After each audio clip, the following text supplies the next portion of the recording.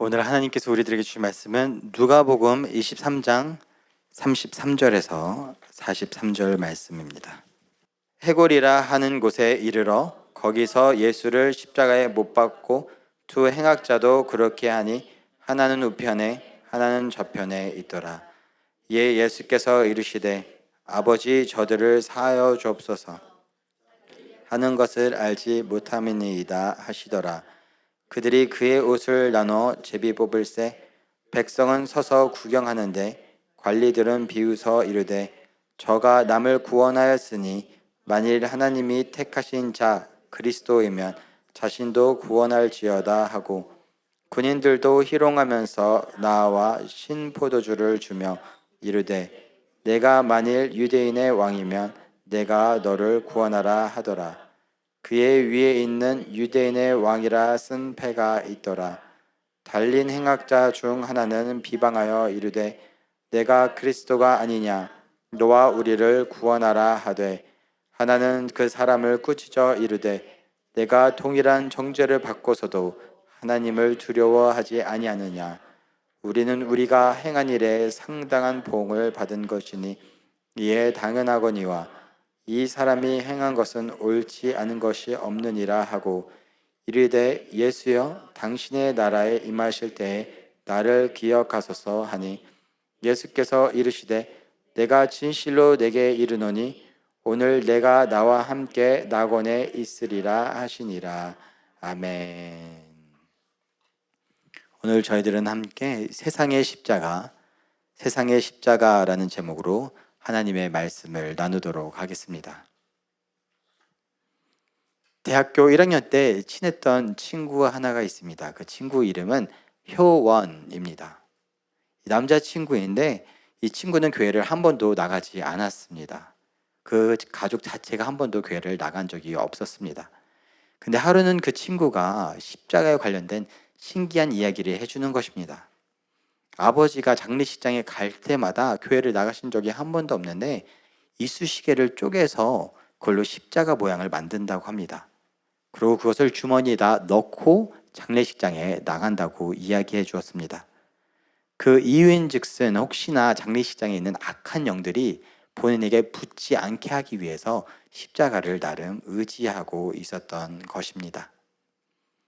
사순절 기간 동안 우리들은 십자가를 묵상합니다. 교회에서, 강당에서 십자가를 계속해서 주창합니다. 2000년 전에 있었던 그 사건을 계속해서 반복해서 말하고 있습니다. 왜 그런 것일까요? 신앙인들을 넘어서 비신앙인들조차 그것으로 스스로 치장하며 때로는 의지하기도 합니다. 도대체 십자가는 어떠한 의미가 있는 것일까요? 십자가는 기독교의 근본이자 기본이 됩니다. 산수에 4가지 연산이 있습니다. 더하기, 빼기, 곱하기, 나누기. 이것이 산수의 기본입니다. 이거 빼고는 산수를 안다고 말을 할 수가 없습니다. 십자가 또한 그렇습니다. 기독교 신앙의 근본이자 기본입니다. 창조주 하나님을 아는 것이 더하기와 빼기를 아는 것과 같습니다. 십자가에 못 박혀 돌아가신 예수 그리스도를 아는 것이 곱하기를 아는 것과 같습니다. 부활하신 예수 그리스도를 아는 것이 나누기를 아는 것과 같습니다. 그래서 십자가를 알지 못하고서 기독교 신앙인이라고 이야기하기 어렵습니다. 그래서 오늘 저희들은 함께 십자가의 의미에 대해서 십자가의 자리란 어떠한 자리인지 함께 살펴보려고 합니다. 예수님께서 지셨던 그 십자가는 어떠한 자리였을까요? 마태복음 27장을 보면 예수님께서 십자가에 달리신 예수님의 모습을 그리고 있습니다. 그때 사람들마다 예수님을 향하여 그 십자가를 향하여 한마디씩 합니다.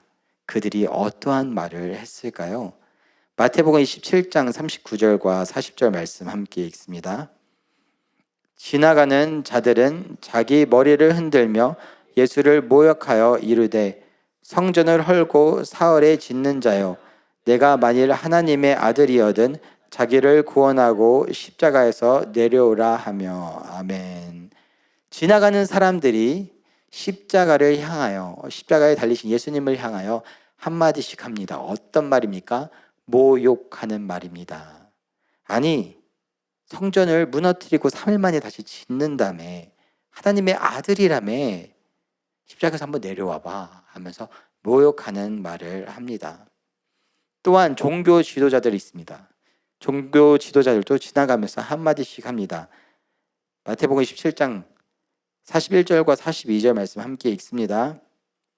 그와 같이 대제사장들도 서기관들과 장로들과 함께 희롱하여 이르되 그가 남은 구원하였으되 자기는 구원할 수 없도다. 그가 이스라엘의 왕이로다. 지금 십자가에서 내려올지어다. 그리하면 우리가 믿겠노라. 아멘. 그와 같이 대제사장들, 서기관들, 그리고 장로들이 어떤 말을 합니까? 희롱하는 말을 합니다. 십자가를 향하여, 십자가에 달리신 예수님을 향하여 희롱하는 말을 합니다. 아니, 남들은 구원했잖아. 병자들은 치유했잖아. 귀신 들린 사람들은 귀신 내쫓았잖아. 이스라엘의 왕이라며. 그러면 뭔가 한번 보여줘봐. 그럼 믿을게. 십자가에서 내려와봐. 그러면 믿을게 하면서 희롱하는 말을 합니다. 십자가에 못 박혀 돌아가시는 예수님, 마지막 호흡 하시는 예수님, 그 마지막 호흡을 하시면서 그 십자가의 자리에서 들으신 소리는 어떤 소리입니까? 모욕하는 소리와 희롱하는 소리를 들었습니다. 십자가는 모욕 당하는 자리입니다. 희롱받는 자리입니다. 두 번째, 십자가는 거리끼는 자리입니다. 십자가는 모욕받고 희롱받는 자리이기에 사람들에게 거리끼는 자리입니다. 낮아지는 자리입니다. 죄인이 되는 자리입니다. 죽어가는 자리입니다. 그래서 사람들은 그 자리를 매우 불편해합니다. 성경은 십자가에 대해서 다음과 같이 말씀하고 있습니다. 고린도전서 1장 23절 말씀 함께 읽습니다. 우리는 십자가에 못 박힌 그리스도를 전하니 유대인에게는 거리끼는 것이요 이방인에게는 미련한 것이로되. 아멘. 우리는 십자가에 못 박힌 그리스도를 전하는데 이것이 어떤 자리이다, 어떤 것이다. 유대인들에게는 거리끼는 것이요, 불편한 것. 또한 헬라인에게는, 이방인에게는 미련한 것, 바보 같은 것. 즉 십자가는 어떤 자리입니까? 거리끼지는 불편한 자리입니다. 바보 같은 미련한 자리입니다. 바로 십자가는 그런 자리이기에 사람들은 피하고 싶어 합니다. 사람들은 형통의 자리에 서고 싶습니다. 성공하는 자리에 서고 싶습니다. 인정받는 자리에, 위로받는 자리에 서고 싶습니다. 내가 나타나고 내가 세워지는 자리에 서고 싶습니다. 하지만 십자가의 자리에 선다는 것은 내가 낮아지고 내가 죄인 되고 내가 죽어 없어지는 자리이기에, 모욕당하는 자리이기에, 희롱받는 자리이기에, 거리껴지는 자리이기에, 미련한 자리이기에 사람들은 정작 십자가의 자리에 서려고 하지 않습니다. 불편해합니다. 그래서 사람들은 십자가에 달리신 예수님을 바라보면서 다양한 반응들을 보입니다. 어떠한 반응들을 보였을까요? 이 반응들은 어찌 보면 우리들의 반응일 수도 있습니다. 첫 번째 반응은 거부하고, 십자가의 자리를 거부하고 도망가는 반응입니다. 때가 다가오자 예수님께서는 제자들에게 자기가 죽게 될 것을, 십자가에서 고난받고 죽게 될 것을 알리시기 시작했습니다. 그 사실을 알리자 베드로가 어떻게 합니까? 예수님을 붙들고 말합니다. 예수님, 정신 차리세요. 예수님은 그러시면 안 됩니다. 십자가에 달리시면 안 됩니다. 그런데 때가 다가옵니다. 시간이 흘러 그 날이 다가옵니다. 종교 지도자들과 무리가 칼을 갖고 예수님을 찾아옵니다. 그리고 예수님을 끌고 십자가를 향해 데리고 갑니다. 그때 베드로가 용기를 내어 따라갑니다. 근데 십자가를 지기 앞서서 고난받는 그 자리에서 사람들이 너 예수님과 함께 있는 그 사람 아니야? 하고 질문하기 시작합니다. 거기서 예 하면 어떻게 됩니까? 같이 십자가의 자리로 향할 수도 있습니다. 그러기에 베드로는 말합니다. 나는 아닙니다. 나는 아닙니다. 십자가를 거부하기 시작합니다. 아니 맞잖아. 아닙니다. 이해하는 그 순간 그 예수님의 십자가가 본인의 십자가도 될 수 있기 때문입니다. 그러고 어떻게 합니까? 너 맞다니까 하니까 도망갑니다. 거부하고 도망갑니다. 베드로만 그랬던 것이 아닙니다. 다른 제자들도 그런 비슷한 모습을 보였습니다. 마태복음 26장 56절 말씀 함께 있습니다. 그러나 이렇게 된 것은 다 선지자들의 글을 이루려 함이니라 하시더라. 이에 제자들이 다 예수를 버리고 도망하니라. 아멘. 제자들은 어떻게 했나요? 다 예수를 버리고 도망하니라. 왜 도망갔나요? 예수님께서 잡히시고 십자가를 향해서 끌려가는 그 순간 왜 제자들은 다 도망갔나요? 거기 있다가 같이 잡혀서 같이 십자가로 향할 수 있기 때문에. 십자가 앞에서 보이는 우리들의 반응은 무엇입니까? 거부하고 도망가는 겁니다. 때로는 기도 가운데, 예배 가운데, 찬양 가운데 하나님께서 감동 주실 때 있지 않습니까? 때로는 부름받을 때 있지 않습니까? 봉사의 자리에, 헌신의 자리에, 선교의 자리에, 때로는 목회의 자리에. 그럼 어떻습니까? 아니요. 저는 아니고요. 어제 유스 코스타 집회에 갔었는데 저희 유스 학생들이 지금 코스타를 진행하고 있습니다. 그 목사님께서 교회를 다니시지 않던 분이라고 합니다. 근데 친구가 이쁜 여자들이 있다고 해서 따라서 갔는데 그렇게 친구 어머니들이 기도하는 분들이 하나님께서 너를 원하셔. 넌 목회자야. 교회 간지 2-3달 만에. 그래서 깜짝 놀랐답니다. 근데 하루는 불 받아서 뭔가 고백하고 싶은 겁니다. 하나님한테. 그래서 고백을 하려고 제가 하나님을 위한 목회자가 될 수도 한데 고백했다가 진짜 걸릴까 봐 될 수도 있지만 근데 자기가 좋아하는 걸 생각해 보니까 찬양하는 걸 좋아한답니다. 찬양으로는 하나님을 섬길 수도 있을 것 같아서 될 수도 있지만 제가 찬양 사역자가 될 수도 근데 또 진짜 걸려버릴까 봐 찬양 사역자가 될 수도 있지만 근데 가장 쉬울 만한 것이 주일학교 교사였답니다. 주일학교 교사가 되겠습니다. 했는데 되고 보니까 있지만을 하나님께서 목회자도 되고 찬양 사역자도 되고 교사가 되겠습니다 라고 들으셨는지 3가지를 다 하고 있다고 합니다. 근데 사실 저희들 하나님께서 부르실 때마다 그런 반응 아닙니까? 아니요 하나님 저는 아닙니다. 아직은 아닙니다. 우리들은 십자가를 지고 싶어 하지 않습니다. 거부하고 도망갑니다. 2번째 반응, 상관없이 여기며 무관심한 반응입니다. 나랑 상관이 없는 것이야. 나랑 아무런 연관이 없는 것이야. 바로 총독 빌라도가 그랬습니다.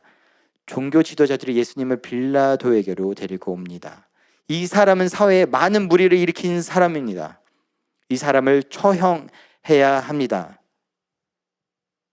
그때 빌라도는 아내가 앞서 수상한 꿈을 꿨기에 되도록이면 아무런 상관을 안 하려고 합니다. 아니 이 사람 아무런 혐의가 없는 것 같은데 괜찮은 것 같은데 그냥 놓아주는 게 어떻겠습니까? 안 됩니다. 처형해야 됩니다. 반란이 일어날 것만 같습니다.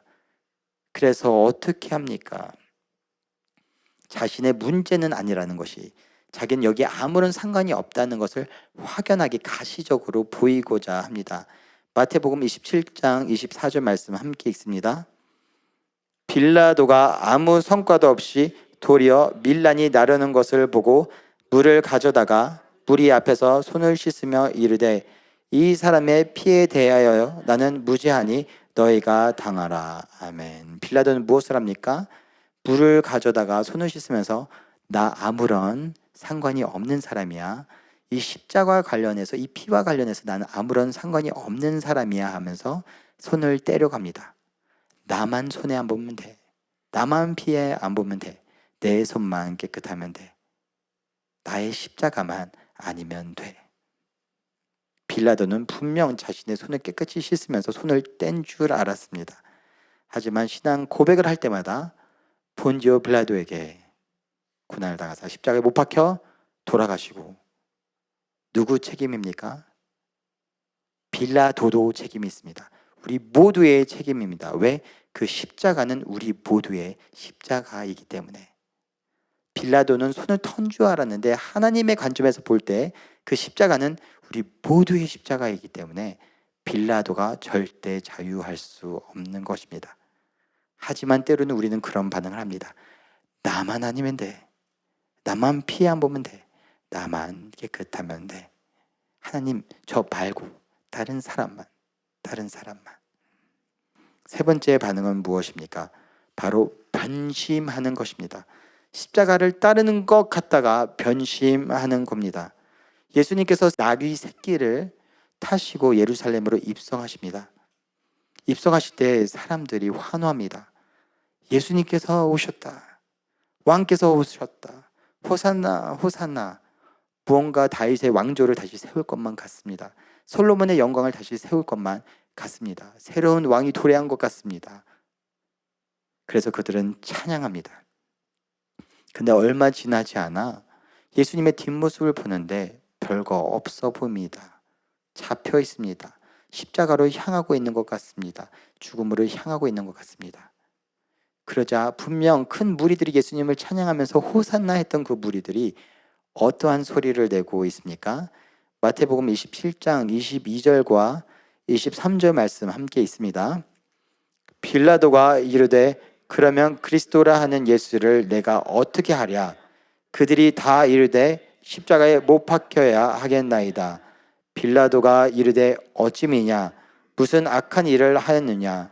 그들이 더욱 소리질러 이르되 십자가에 못 박혀야 하겠나이다 하는지라. 아멘. 얼마 전까지만 해도 예수님을 찬양하던 무리가 뭐라고 소리치고 있습니까? 십자가에 못 박히게 해주세요. 처형해 주세요. 십자가에 못 박히게 해주세요 라고 외치고 있는 것입니다. 분명 예수님께서 뭔가 이루실 것 같을 때에는 찬양하시더니 그들이 원하는 그런 모습과 현상이 나타나지 않자 어떻게 합니까? 그냥 없애주세요. 처리해주세요. 어쩌면 그것이 우리들의 반응일지도 모릅니다. 예수님을 따른다고 하는데 예수님께서 우리 마음의 소원과 우리가 소원하는 것들을 이루어 주실 것 같을 때는 예수님 최고입니다. 예수님 찬양합니다. 하지만 예수님께서 우리의 뜻과 상관없이 움직이는 것 같을 때는 어떻게 합니까? 예수님, 이제 여기까지만 제 삶에 관여해 주세요라고 반응할 때도 있습니다. 사람들은 십자가 앞에 설 때 거부하고 도망가려고 합니다. 그 십자가를 지지 않으려고 합니다. 어떤 사람들은 나와 아무런 상관이 없는 십자가입니다 라고 무관심하며 책임 회피를 합니다. 어떤 사람들은 따라가는 듯 싶다가 그 십자가가 그들에게 아무런 유익이 되는지 않을 것 같을 때 변심합니다. 찬양하고 찬송하던 것을 없애달라고, 처리해달라고, 처형해달라고 외치기도 합니다. 그런데 진짜 십자가를 따르는 자들은 어떠한 모습으로 서 있어야 할까요? 성경에도 골고다로 향하는 예수님, 십자가를 지고 가시던 예수님을 따르는 무리들이 있었습니다. 그들은 어떠한 모습으로 예수님을 따랐을까요? 첫째, 십자가를 지신 예수님을 따르는 자들은 눈물이 동반됩니다. 로마 병사들이 예수님을 채찍질합니다. 예수님께서 십자가를 지시고 한 걸음 한 걸음 골고다로 향하십니다. 예수님의 제자들은 이미 멀리 도망갔습니다. 빌라도는 손을 씻었습니다. 큰 무리는 변심하여서 빨리 처형하세요라고 외치고 있습니다. 하지만 도망가지 않고 손 씻지 않고 외치지 않고 한 걸음 한 걸음 뒤에서 따라가는 무리들이 있었습니다. 그 무리는 다음과 같은 모습으로 십자가를 따라갔습니다. 누가복음 23장 27절 말씀 함께 있습니다. 또 백성과 및 그를 위하여 가슴을 치며 슬피 우는 여자의 큰 무리가 따라오는지라. 아멘. 이 따라오는지라, 이 따르는 무리는 어떠한 모습으로 따르고 있었나요? 슬피 울면서 가슴을 치면서. 왜 십자가를 지신 예수님을 따라가는데 왜 그렇게 눈물이 나고 있는 것일까요? 십자가에 다가가면 다가갈수록 그 십자가가, 예수님이 지고 계신 그 십자가가 자기들의 십자가라는 것을 깨닫게 되었기 때문에, 그 십자가를 바라보면 바라볼수록 한없이 추악하고 더러운 자신들의 모습이 보였기 때문에 눈물로 그 병든 영혼을 씻고 또 씻고 있었던 것입니다. 아무리 씻고 씻어도 더욱 다가가면 다가갈수록 연약하고 추악한 십자가 앞에서의 본인들의 낱낱한 모습이 보였기 때문에 차마 눈물이 멈추지 못했던 것입니다. 십자가 앞에 진정으로 서게 된다면 눈물이 멈춰질 수 없습니다. 이 여인들이 그랬습니다. 그런데 혹여나 우리들의 눈에서, 우리들의 마음에서 눈물이 멈춰졌다면 어쩌면 우리는 십자가를 따르는 것에서 등을 돌리고 거부하고 변심하고 도망갔는지도 모릅니다. 십자가 앞에 서 있다면 너무나 추악한 내 모습이 보이기에, 보이고 또 보이기에 눈물이 흐를 수밖에 없습니다. 그래서 첫 번째, 십자가를 따르는 자들은 눈물이 흐릅니다. 두 번째, 십자가를 따르는 자들은 그 십자가를 우리가 지게 됩니다. 예수님의 십자가를 같이 지게 된다는 것입니다. 예수님이 처형당할 당시에 시골에서 올라온 구레네 시몬이라는 사람이 있었습니다. 이 사람은 채찍에 맞아 더 이상 앞으로 전진할 수 없는 예수님을 대신해서 십자가를 지게 되었습니다. 누가복음 23장 26절 말씀 함께 읽습니다. 그들이 예수를 끌고 갈 때 시몬이라는 구레네 사람이 시골에서 오는 것을 붙들어 그에게 십자가를 지워 예수를 따르게 하더라. 아멘. 어떤 일이 일어나나요? 십자가를 지워 예수님을 따라가게 됩니다. 어떤 사람들은 손살이 칠 수도 있습니다. 분명 말하지만 이 십자가는 내 십자가가 절대 아닙니다. 제가 잠시 들어주는 거예요. 제 거 아닙니다. 이 사람 것입니다. 그런데 마음의 갈등이 어찌되었든 간에 그 십자가를 지고 한 걸음 한 걸음 걸어가는데 이 구레네 시몬의 마음에 변화가 일어나기 시작합니다. 분명 예수님의 십자가인데 나의 십자가인 것 같은 느낌이 전달되기 시작합니다. 그리고 이것은 나의 죄를 위한 십자가구나, 내가 져야 하는 십자가구나 깨달아지기 시작합니다. 그것을 바로 은혜라고 합니다. 이 십자가가 나를 위한 십자가이구나. 이 십자가가 너무나 추악하고 더러운 나의 죄를 위한 십자가이구나. 이 십자가가 예수님의 십자가가 아니라 나의 십자가이구나. 예수님을 따르는 자들은 십자가 앞에서 그 십자가를 같이 지게 된다는 것입니다. 하지만 세상이 바라보는 십자가는 그렇지 않습니다. 로마 병사들이 바라봤던 십자가는 어떠한 십자가입니까? 죄인들을 위한, 타인을 위한 십자가입니다. 큰 무리가 외치던 십자가는 누구를 향한 십자가입니까? 본인들을 위한 십자가가 아니라 예수님을 위한, 다른 죄인들을 위한 십자가입니다. 하지만 예수님께서 지신 십자가는 어떠한 십자가입니까? 우리를 위한 십자가가 아니라 예수님이 져야 되는 십자가입니다. 그러기에 예수님을 따르는 자들이 십자가를 바라볼 때 그 십자가는 남들을 향한 십자가가 아니라 나의 십자가가 되어야 된다는 것입니다. 하지만 세상의 관점으로 바라볼 때, 로마 병사들의 관점으로 바라볼 때, 이스라엘 무리들의 관점으로 바라볼 때는 그 십자가는 항상 다른 죄인들로 향하고 있습니다. 십자가에 못 박힌 죄수들 둘이 있었습니다. 그들 또한 잘못해서 십자가를 지게 된 것입니다. 그런데 예수님의 관점을 이해한 한 죄수는 뭐라고 고백합니까? 우리가 이 십자가에 처벌을 받는 것이 마땅하다. 예수님, 나를 기억해 주소서. 그 죄수는 깨달은 것입니다. 이것은 내 십자가이고 예수님이 지신 십자가도 나의 십자가이구나. 하지만 동일하게 그 십자가에 못 박히면서 그 십자가를 세상의 관점으로 바라보던 한 죄수가 있었습니다. 그는 다음과 같이 그 마지막 순간까지 발악합니다. 누가복음 23장 39절에서 함께 읽습니다. 달린 행악자 중 하나는 비방하여 이르되 내가 그리스도가 아니냐 너와 우리를 구원하라 하되. 아멘. 달린 행악자 중에 한 명은 예수님을 비방합니다.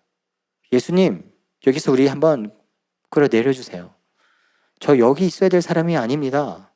하면서 예수님이 비방합니다. 내려주시죠. 같이 탈출하시죠. 이 십자가는 나를 위한 십자가가 아닙니다. 내가 여기 있어야 될 사람이 아닙니다. 이것이 바로 세상의 십자가입니다.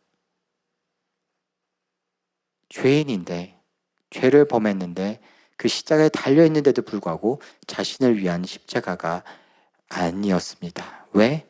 본인이 생각하기에는 그래도 나름 괜찮은 사람이기 때문에, 아직도 괜찮은 사람이기 때문에 죄인된 자신을 깨닫지 못했던 것입니다.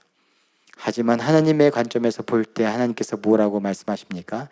모든 사람이 죄를 범하였음에 하나님의 영광에 이르지 못하더니.